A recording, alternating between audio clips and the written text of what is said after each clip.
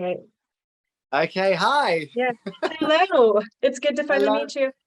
Absolutely, absolutely. So let me introduce myself. I'm Benjamin Paul, and I'm the founder of the magical world of Benjamin Paul, where I do holistic healing, psychic readings, home business blessings, everything to make people feel amazing. So, and you? That's so cool. My name is Gabrielle Gardner, and I am a medium, and I do all kinds of things.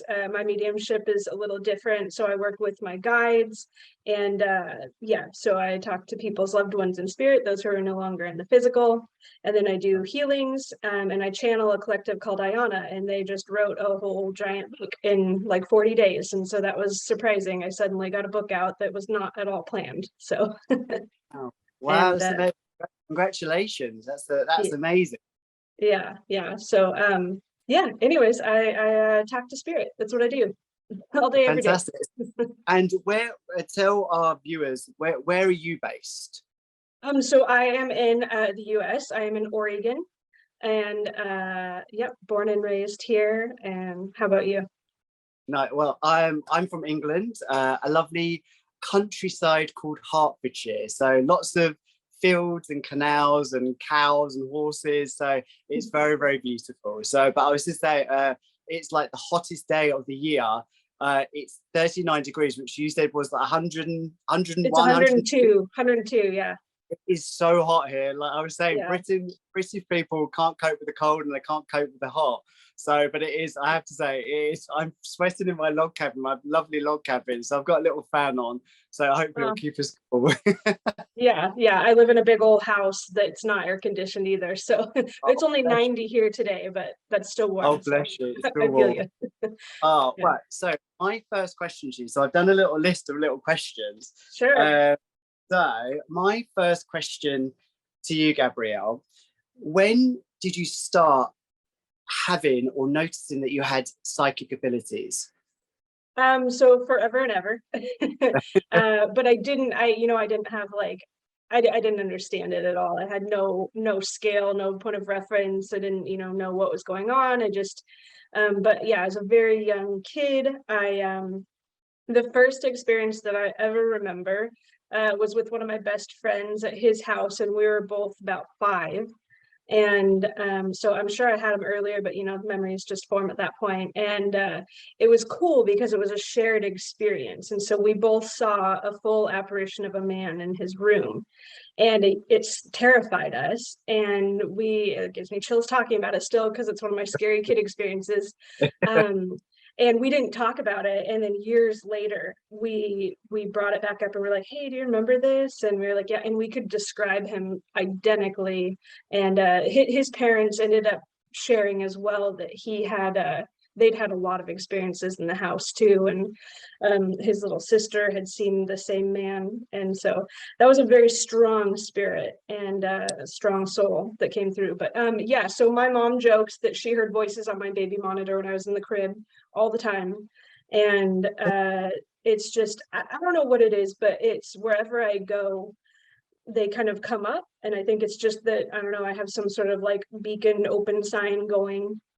And, I think I'm very much on board with anyone has the ability to connect to spirit. I don't consider it a gift. It's just for whatever reason, I'm able to open my brain up to hear it and see it clearly. So yeah. I think anyone could get there if they put effort into it. Absolutely. So, and that's actually one of my other questions for later, but I'm actually going to ask now. What would you give advice for anyone that believes in thinking they have a gift? What advice would you give them when they're starting out? Because obviously I think we both learn, I've especially learned things on my own, and I've kind of made mistakes and I've learned from them. And for me, one of the main things is making sure that we're protected, especially when we're connecting to spirit. What would you give advice for anyone that's starting out? Yeah, so I get asked this a lot, and my experience is different because I never had to reach out, because it was always just there. So I know that in the beginning stages, a lot of it is reaching out to form that connection or see it, and I'm always err on the side of caution. I see lovely heavenly things with happy people and all of that. I also see some scary, darker things, and I choose just not to go that route. And we have a lot of power in that. We can say, nope, I choose that, and I call on my protection. So my protection for me is my guides. I have two specifically that are for that, and I can tell they're in that role because of what I do. They're very much spiritual protectors. And in intense cases, I will call on an angel for protection if I'm dealing with something bigger. And but personal protection, again, I think it's very much choices. So I choose not to ever invoke or conjure or call up. Again, it's never been necessary. So I'm very much into I'm not a fan of Ouija boards or anything like that, seances. I think that they truly can be very dangerous. And even if you're not aware of something coming through in the moment, you leave yourself open and vulnerable. And I just say, why take that risk? And a lot of what I do when I go on house clearings and land clearings is places that people have opened up during these seances or ceremonies, and they don't know how to close them down. And then it's kind of just an opening is left there. And it doesn't mean it's going to be something big and giant and demonic or anything like that. That happens, but it's generally just that it like draws people's energy, and people feel exhausted and tired, and we don't need that. We're tired enough by our daily lives. But really starting on, I always say, like, learn as much as you can. So, read, listen to podcasts, anything you can, like absorb a bunch of knowledge about this and from different areas, because for sure, all of us, this, do it differently, and we all have our own personal connection. So it's every medium, every psychic works different and has their own connection, and you have to find yours. So what works for one won't work for all. So the way that I do it might not work for you, and the way you do it's not going to work for me. And it's like a personal discovery journey. And for me, I was on that journey for 18, 19 years before I figured out how to actually put it into a form where I could do something with other people with it. And I say that to everyone, like everyone I meet, you could read 1,000 books and tells you 1,000 different scenarios and conclusions, but it's actually how you personally take the experience and involve it yourself. And I always say, when I teach people about energy healing or Reiki, whatever you call it, or psychic abilities, you can learn everything that I've learned, but I encourage you to go and evolve in your own way, because that's what makes you unique and special to other people. And so I say that to everyone. You can learn the basics, absolutely. And it's like any profession, whether you're a hairdresser or a builder or an artist, you will evolve it in your own way. And that's what I say to all of my clients and friends, which is really good. And it's important to do that. Yeah, and the one tool that I have learned from Spirit they've shown is that we all have different terms for this. There's higher self, they've shown me soul self, and what that is it's a more fancy way of saying our intuition, what people have called our intuition forever. And that is, if you really want to get into it, that's our physiologic response to a choice in our spiritual path. And so you can always tap into that and listen to that. And it's like a muscle, like you get better and better at it, at using it. And so just always allow your body and your emotions to guide you in choices, especially as you're exploring spiritual things. Because it knows, right? We have this really deep set, it's a tool. It's this device that we have been gifted that helps us on our path. And so if you're trying something out, and it makes you feel tired or anxious or fearful or confused, that's not it for you. And just, it's common sense, but listen to it. Because a lot of people are like, oh, if I push through that stage and, it's just because I don't know it yet. No, if you find something that works for you, it's going to feel right pretty instant. Again, that's personal experience, but I've heard it from others too, that when you're finding your personal path, you know it, like it's a feeling, it feels easy, it feels calm, sometimes it feels exciting. So yeah, listen to that inner soul self. Lovely. What was your first reading like, and was you nervous? Oh yeah. I'm still nervous. Every single reading I do, people don't see, like, behind the scenes, I do like 2 hours of prep to get myself, and a lot of that's calming my own anxiety. And it's, at this point, I have no doubt. I mean, things have come through where it's like, all right, this is real. Like, I know I'm connecting, but I always am like, is it going to come through? Is something going to get in the way? Am I going to get in the way? Are they going to get in the way? And it has yet to not work. And, you know, I've done hundreds at this point, but my very first one, I'm trying to even, so I'm very new to this. I've only been doing this like publicly and with people who are coming in for just about a year and a half. And so like I guess professional readings. My first one was about a year and a half ago. And thankfully it was a very, very lovely woman who was so kind. And she invited me out to her home for the reading. And it was she had lost a son and her husband, and they both came through tremendously with all kinds of things. But I mean, I was terrified, absolutely terrified, because at that point I'd only done it with friends and family and a few people from, you know, work and social things. And it was different. And sitting down for, that was the first, I told her, I was like, you got to bear with me, I'm new. And she was like, all on board. And we just sat down. And at that point, I didn't even know that I could do the automatic writing. So that's how new that is too. And so I was just verbally sharing what I was seeing and what I was feeling and what I was tapping into. And it worked great. But that was the first in-person one. And then right after that, pandemic hit and everything shut down. So I literally did like, I think 3 readings in person. And then it was like, nope, everything's online. And my first online one was so weird because I had learned that I could do the writing, and I was still writing pen and paper before I learned I could type it out while we were sitting on a computer. And so this poor woman sat there while I like quietly and silently wrote for 20 minutes and then tried to show her this and then did it again and did it again. That was probably a horrible experience for her. And I'm like, I'm so sorry you went through that. I was sitting there in a quiet, awkward room with a stranger for an hour.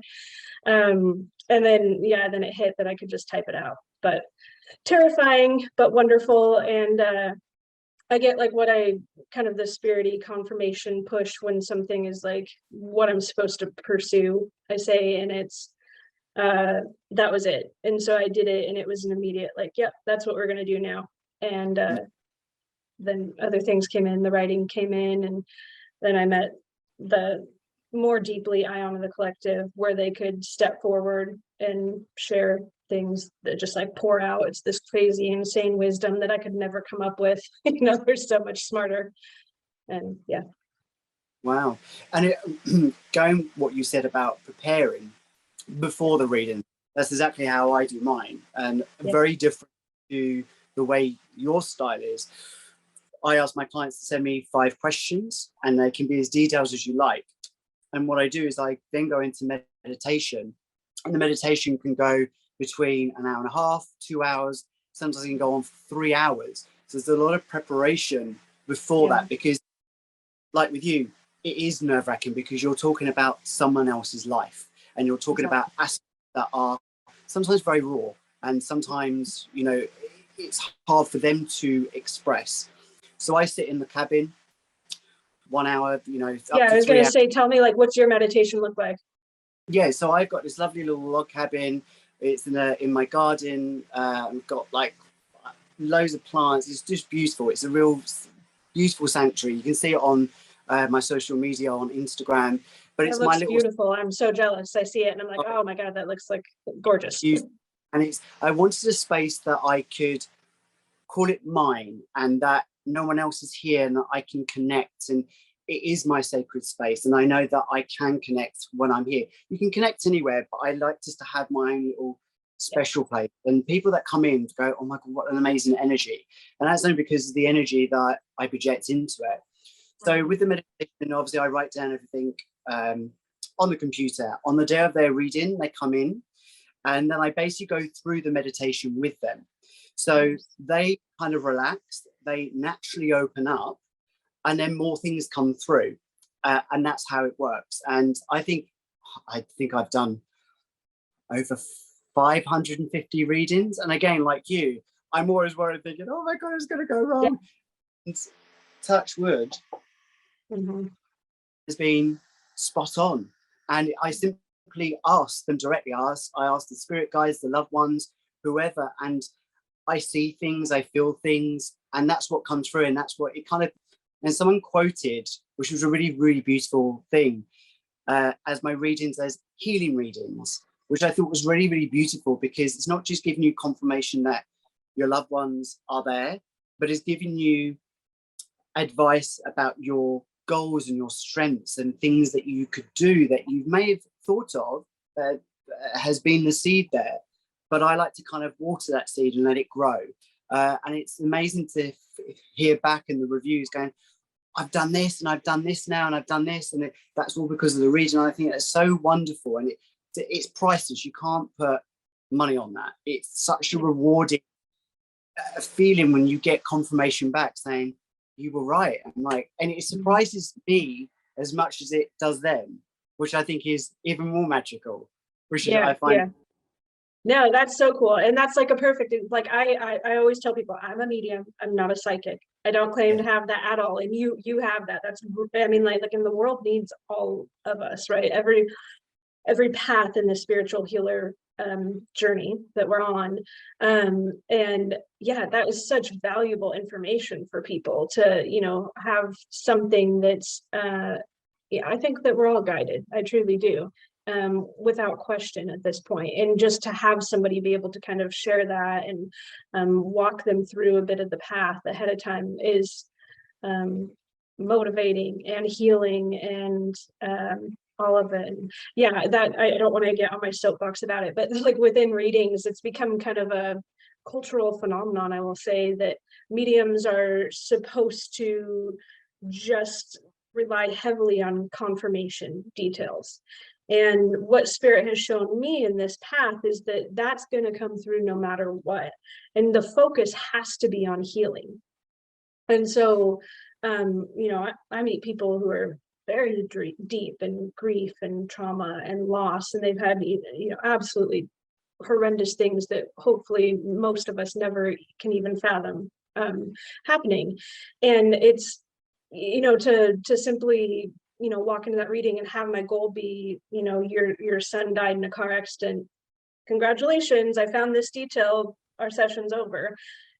Absolutely not. It's going to be like, we are going to move through some of this grief by way of spirit. And again, I say I don't do any of it. It's all, I'm just a vessel. They just move through, and they're going to share what is needed for healing.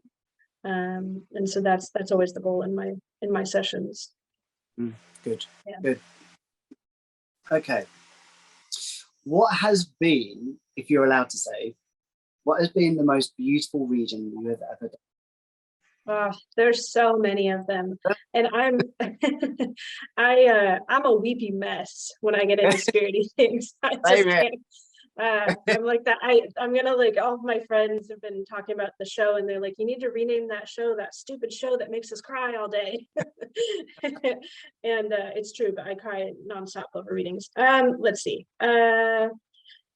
There's so many. What really is beautiful and moving to me are the ones that happen so synchronistically and so timed, where there's just no chance and of it being anything other than completely guided by spirit. And this one was, a lady had been on the reading wait list for like a month and a half, or 2 months almost, because of a friend that had passed. And I still wasn't able to get her in, and finally, like, this day cleared, and she scheduled her, or I sent her a day, can you meet this day? And she said yeah, and it was only like 72 hours I think before the reading. And the night before the reading, her mom passed. And so it had just been this incredible spirit timing thing where she'd join the thing and I could suddenly do this reading, and her mom had just passed. And I tell people not to schedule readings this close at all after passing. I say wait a month or two, because our loved ones in spirit are kind of getting settled and doing their own things. And then when our grief is so new and sharp and painful, it's not easy to hear and receive and be open. So I just say, let yourself do some healing before you come. Anyways, the way this happened was incredible, because her mom oh, I'm gonna cry. But her mom just came in so beautifully, even though she had just passed, and talked about seeing. And it rarely do I get to actually see some of, like, the, whatever you want to call it, the heavenly place, the blissful place. And she showed it, and it was incredible. I mean, it was just beautiful colors and light, and I saw her with her family celebrating. And she had been, ill for a long time, and her mind had kind of gone in the last year too, and she just was so focused on the clarity of her mind. And I saw her younger, and it was it was just beautiful, absolutely beautiful. And Wow. yeah, that one. And then there's another. So I pick up a lot of car accidents. That's a thing where I can't set a good boundary. A lot of us, um, I can set a boundary in most places. For whatever reason, in a car, I cannot. I don't know if it's like the speed and the motion, there's something physical to it, but I get dead people everywhere on the roads. And there was a accident on the highway or the freeway not far from here where a young boy had passed. And he well, this is kind of like what I talk about in the show, and people have to get used to it. But there's a moment sometimes where souls can just be in a little in between space while they process their trauma, and they're not stuck, they're not held, it's not anything like that. It's their own kind of, how we get in this blockage in our own trauma sometimes, where we can't see a better thing. And so this little boy was in it, and his mom had crossed, and for some reason she had died in this accident. There just was this little disconnect. And when I was there, it was like I just saw these guides and these angels coming in. And I'm gonna cry again, I always cry. And but it was just, again, there was this stereotypical bright light, and I saw his mom step through, and then he just like ran and jumped in her arms. And it was, it Oh, was, yeah, I cried for a week over it. But it was, and again, that's nothing that I do. It's just, for some reason, some of the souls that are kind of in that in-between trauma place, there's something about having a human literally just say, like, I see you, what happened to you is terrible. And this is the part, right? You don't have to be a medium. If you are like, if you're a paranormal investigator and you're, you have this evidence coming through of a soul that's needing something, do that. Like, help them out. This is a pet peeve of mine. A lot of times they're like, oh, this soul, is having a terrible experience, they say they need help, that was a great investigation, goodbye. It's like, no, don't do that. Like, recognize them, acknowledge their experience, acknowledge their presence. If you have to say, I love you, your life sucked, but can you go find your guides? And anybody can ask those questions, and it's worth it. I mean, just do what you can to make people's lives better. yeah, that was lovely. And the way you make me emotional just by you talking, and to have that. It's a spirit thing. Yeah. But it's beautiful to make people feel that, especially over social Zoom or whatever, to actually have that ability, that skill to have it. It's so beautiful, and the way you say and tell your stories is utterly beautiful. It really is, because I can touch and feel every word that you say. So to your clients, I congratulate you, because it's really beautiful, and I can feel the gift just radiating off of you, and it's really stunning. So really beautiful. Oh, thank you so much. I can feel it on you too. I don't say that lightly. I'm a skeptic of mediums as a medium. Oh really? Psychic. Okay. I really am, because I'm frustrated that if there are people who are out there who have this gift and they're using it for, fame or fortune or whatever it is, it's like, you have been given this to help souls. And the goal always needs to be healing. And I say, if you have this and you're not being of use in life, as in reducing suffering, reducing pain, adding joy, helping through the grief, helping through the loss, change your ways, like, do it better, right? And but that was a long answer for saying that I feel it off of you as well, that you bring your clients so much peace and comfort. So thank you for doing that as well.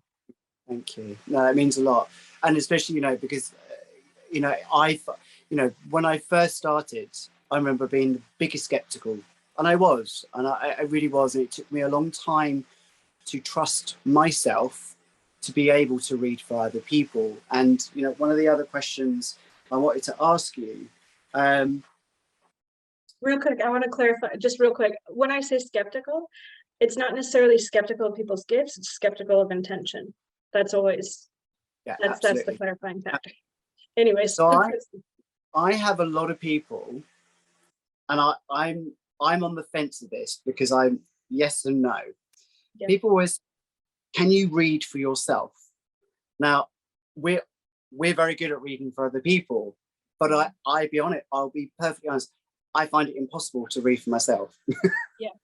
No, I absolutely cannot at all. Okay.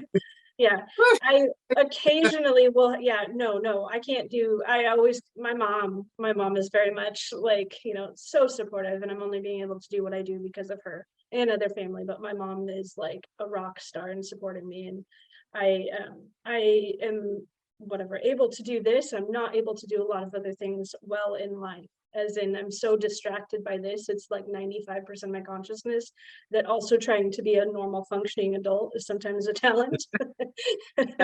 But anyways, my mom's always like, when I'm having my normal human people things, she's like, oh, just ask the guides, just have them help you out. I'm like, they don't give me jack. They don't help me out other than steering me off other paths. But you know, no, I don't get, it's so rare. And I say that this is like a cosmic joke of the universe, that I only get to see my relatives and family members, you know, a few times a year, which that's a blessing and a gift. But it's like, I have no problem getting everybody else's people all day, every day.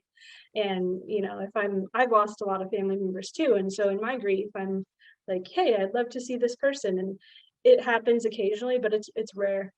So I think I think part of it is honest. I don't know if I can like throw out a thing, but it's kind of like in Harry Potter, like the mirror, you know, where if we had that, we would never leave it.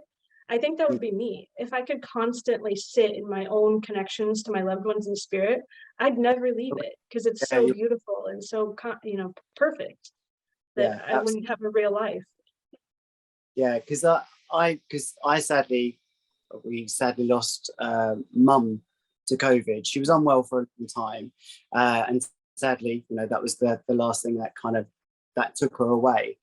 But I know deep in my heart, and I feel her more now that she's in spirit and in heaven than when she was here on earth plane. And I wish I, like with you, I wish I could just open that door and just have a full-blown conversation of her in her full beauty and her younger years and everything else. And, you know, but I know that she is always around me. And it's, you know, I haven't had a reading yet that she's physically come through. You know, I think it's been, just over a year and a bit now since she's gone. But I know that she's always with me when I'm doing my readings and when I'm doing my healings. I can just feel her. And you can just feel the love and the warmth, and you know that it's her, even though I can't see her. Do you know what I mean? Yeah. Oh yeah, absolutely. Yeah, their energy that's how I feel my relatives as well a lot, which is, again, I wish I could see them and hear them the way I get other people's people. But I have actually a great aunt who I was close to, but not super close with. And in spirit, she became one of my first relatives that was a bit guide-like. It's none of my relatives are guides. That's actually kind of uncommon, but that's a debatable topic. But I don't see a lot of relative guides for people. Anyways, but this great aunt came through, and she is so blunt and so straightforward. And so like my family connection would be like this grumpy old woman coming through and be like, don't be stupid. Like, don't do that.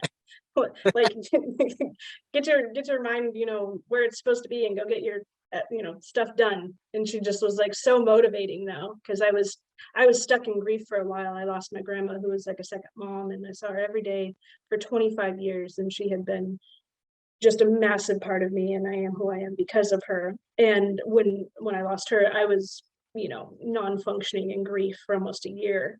And then it was my great aunt who came through and was like, nope, you got stuff to do, start moving, start doing it. Wow. Amazing. Amazing. And it very rarely happens, but it's happened since we've just been talking. And because of the emotion that I can feel. Normally when I get emotional, obviously our tears go down, like they go down our face. The tears that I've just had during this have come out the side of my eyes, and that's always a sign. It's always a sign that your angels are always close to you, and there is so much love coming in for you because they are so happy of what you're doing, and this is your calling. This is the only thing you're meant to be doing, and that's confirmation for me, because I've got like literally the tears that go out the side. I love that. I've never heard that, but I know what you mean. Like I've had that, and I've seen people have that. That's very interesting. Yeah, cool. And it's very special, and it doesn't happen all the time, but I had that as we were talking, and that's such a beautiful, powerful sign. And you're doing the most incredible, rewarding thing to help other people. And I, for one, I'm so proud of you for doing that, and watching you grow has been absolutely spectacular. So really, really well done. Thank you so much. I love watching you as well and see what you do. Can I ask real quick? I wanted to ask, what's the most beautiful reading that you've done or remember? Oh, that's really hard. I know. I'm gonna throw it back at you. Okay. It probably has to be the first time that I ever had such a powerful spirit connected. So I don't know how far I can say this story without giving too much away, because so my partner owns a pub literally around the corner. Has owned it for now 23 years. Oh, wow. Didn't know the people that owned it before, but it was a family. And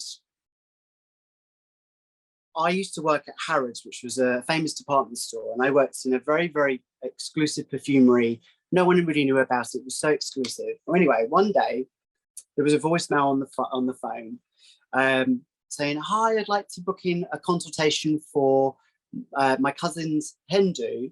Could we do it on this day and date?" So I called her back, and I thought, gosh, she sounds really bubbly, very much like me. I just thought, I don't know, I felt like I knew her. It was really, really strange. Anyway, I said, let's book you in. I'll say you'll live really, really far away, but I'll book you all in. I said, whereabouts do you live? And she went, oh, I live in Hemel Hempstead. I was like, oh, funny, I live in Hemel Hempstead. And she went, oh, I said, whereabouts? She went, I live in Boxmoor. I said, so do I. And I said, whereabouts in Boxmoor? And she went, the Steamcoach pub. And I was like, you can't, because I live there. And she went, oh, I'm so sorry. She went, I used to live there. But bear in mind, that was over like 15 years. And I thought that was really strange. So I said to my partner, he said, it's just a coincidence. And he's the biggest skeptical there is. And I went, no, it's really strange. I got to say, we always end up with the skeptics too, because we need the life balance. They need grounding. So anyway, she came in for the consultation, and they found a perfume, and they were worried about taking it out because they were going out partying afterwards. And I said, well, don't worry. I said, I'll take it home. And I said, you just pick it up from the pub on the Monday. And she went, are you sure? I said, yeah, absolutely fine. So anyway, the night before, just my partner was outside in the garden walking the dogs, screamed at the top of his voice, someone just spoke in my ear. I said, oh, don't be silly, it's fine. So anyway, he really got freaked out by it. So the next day we were going out to the theatre. So I'm in the shower, he's by the sink, the mirror facing the landing. And all of a sudden he screams at the top of his voice, going, oh my God, someone just walked past. I said, oh, don't worry, that's the mother. I said, I bet you the person's downstairs waiting. 2 seconds later, the mother-in-law came up saying the person's downstairs.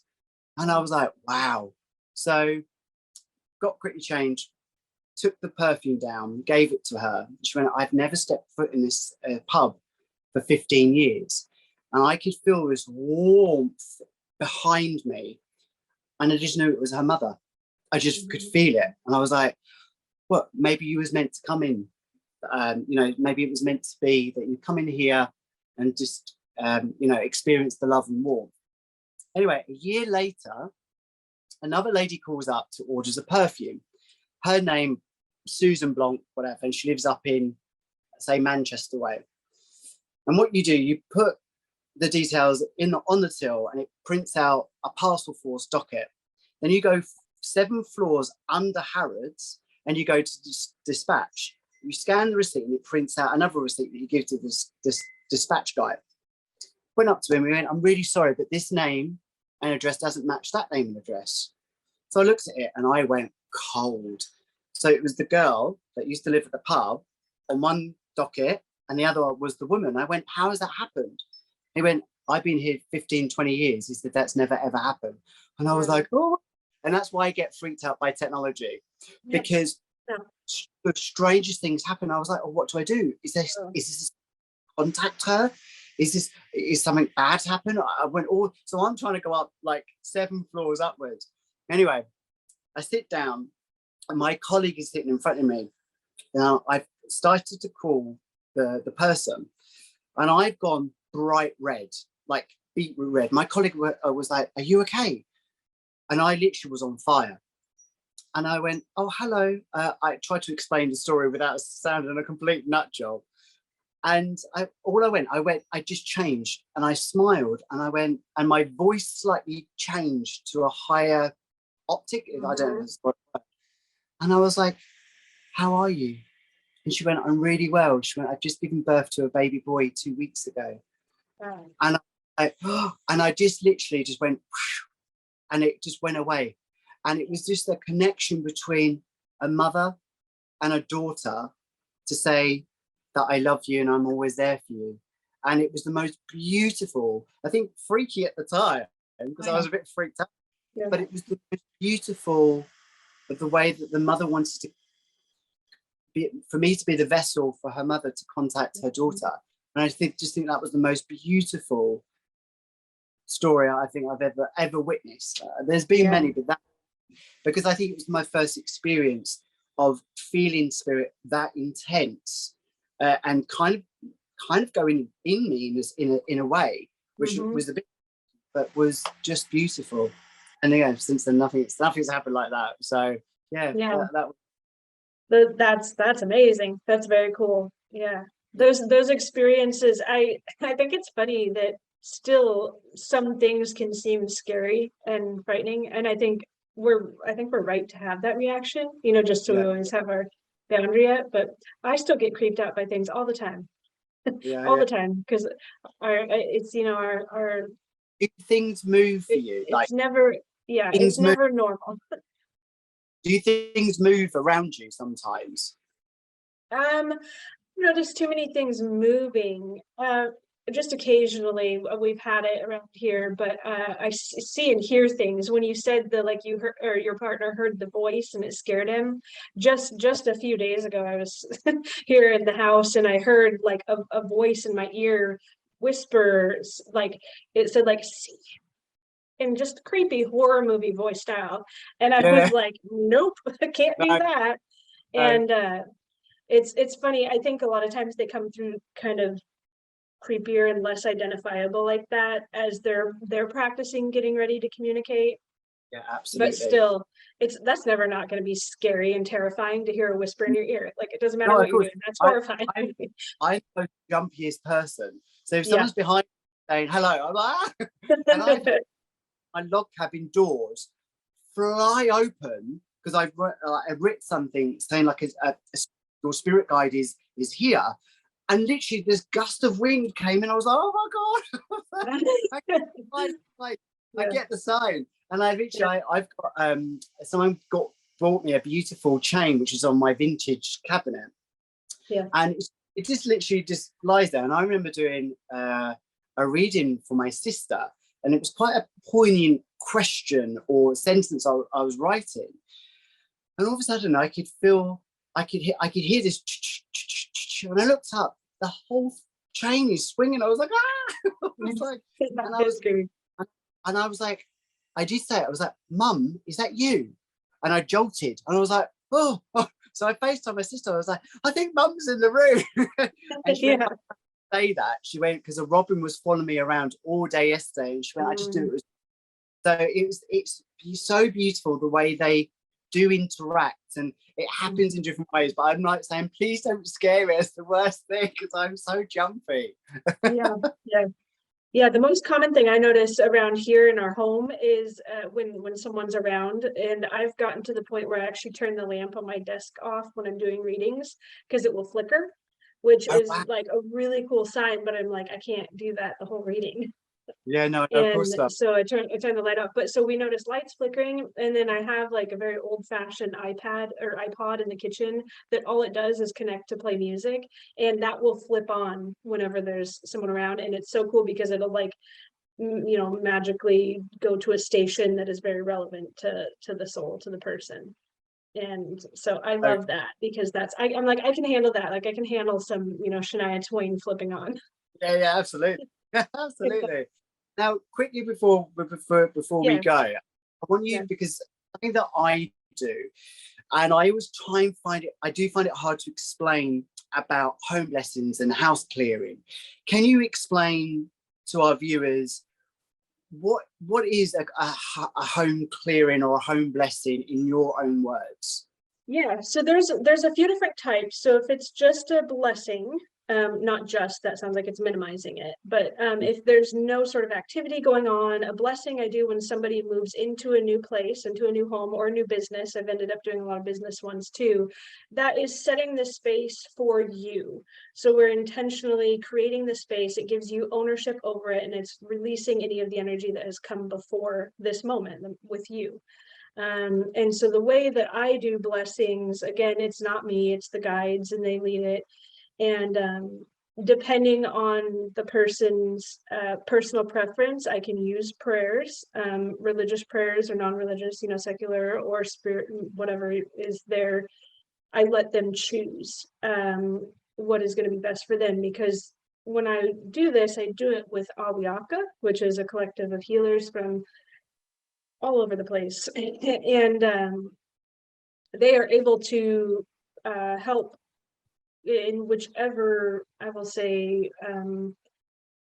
belief path, I guess. This is a kind of a thing for me where now I've always done it my way, and I realize that's not the best way. The best way is going to be what is personally resonating with the person and with the place.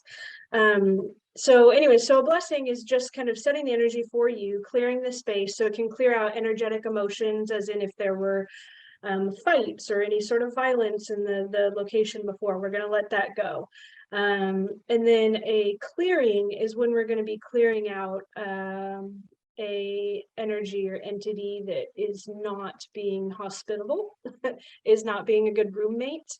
And that I never, so personally, I'm not into like cast out, like cast away, get it out. I don't push things out. It's kind of the mentality of welcoming them to go to a place where they are going to have a better vibrational alignment. So it's uncomfortable for things that aren't in alignment with us to be in that space as well, which is a lot of times why they end up kind of acting out or getting in the way of our life. And so it's just finding a place that's better suited for them. And again, I don't have that intelligence. That's the guides that do that. So they remove it. And then a full land blessing and clearing is where the land energy has gotten messed up from violence or crime. If the the land was taken in a way that it shouldn't have been, which is like most of the Northwest here, then we work on that. And so we work on the way that we do that is offering honor and gratitude to those who came before, and thanking them for allowing us to temporarily reside here, and then essentially appeasing and apologizing for some of it. That's a factor in it as well.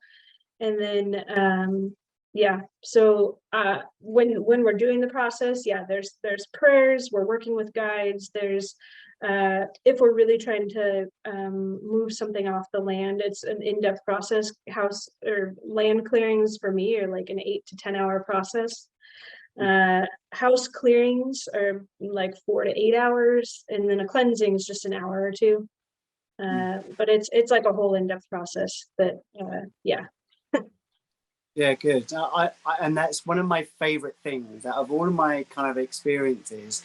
Yeah. I loved home and business lessons, and Yeah. the result has been just phenomenal to go and feel with the energy of a room. So I've been working with a lot of estate agencies, especially when they find it hard to sell the houses, and it's all to do with the energy. And when you go and home, you walk in, go, oh, I don't like this energy, or oh, I love this. And again, that's the one thing I love doing. So I use for my home and business lessons, I use a lot of beautiful luxury perfumes, so the house smells absolutely divine, and of course the energy healing, of course the angel healing, but they've just been phenomenal. And a lot of the businesses, they've had 10%, 20%, 30% increase in business, which has been phenomenal. And to hear that back, confirmation, is just phenomenal. So that's one thing, because I always wanted, when I was little, I always wanted to go and sell houses, because I just love everything to do in the interior. So this is another kind of way of fulfilling that dream, which is so beautiful. It's fun. Yeah, and again, it's like when you're doing it with the intention of helping and assisting, and you're creating this really beautiful, like you said, a sacred space, whether that's a workplace where that company is now going to be able to help others through their work, or if it's a home where now, I love when you go into a new home with like a young couple, and it's like, and then you get to hear that they get married, they have a kid, they start a life, they start a family, like all this stuff out of it. It's just, I enjoy that part of it as well. It's like you're setting the stage for some happy years. Oh, so my final question to you, what is it's probably a difficult question, but where do you see yourself in another 3 to 5, 10 years? What's your dream? I have no idea. So I'm 100% kind of letting them just guide the path, because it has been truly, it's sometimes frightening how guided it feels, where one day I'm doing nothing at all, and the next day it's just a full schedule. And I say that they're definitely in charge of my bookings calendar, because it's somehow my appointments are always lining up where it's perfect for the people and everything. Anyways, I have a second book in the works, which is the actual mediumship book, about mediumship experiences and what I get. And I'm going to be sharing experiences from people's readings, because I think that when people hear the healing message, a lot of times these healing messages that come through for one person apply to a quarter of the world. And so it's like, it's just so healing to hear some of these beautiful things that have come through.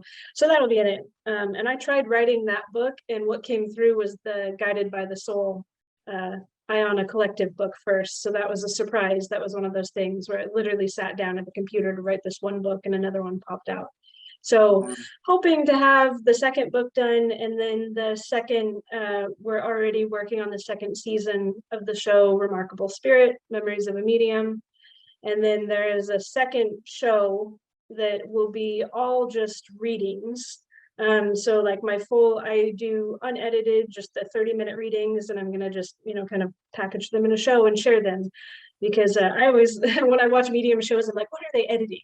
Like, are they putting this together? And I'm just like start to finish 30-minute readings so people can see what they're like and what comes through.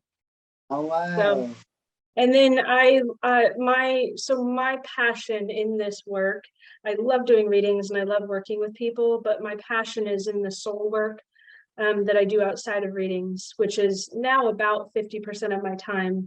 And that's where what I talk about on the show, Remarkable Spirit, where I get these souls who have experienced tremendous trauma.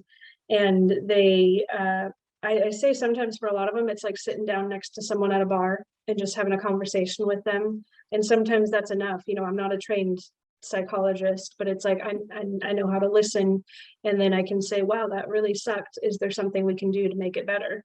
And there's still people just like us when they're in that space, and nobody needs to be there. And so I think that the guides and the angels, I feel, really are pushing that work. And so I think that will be a lot of my time coming up here.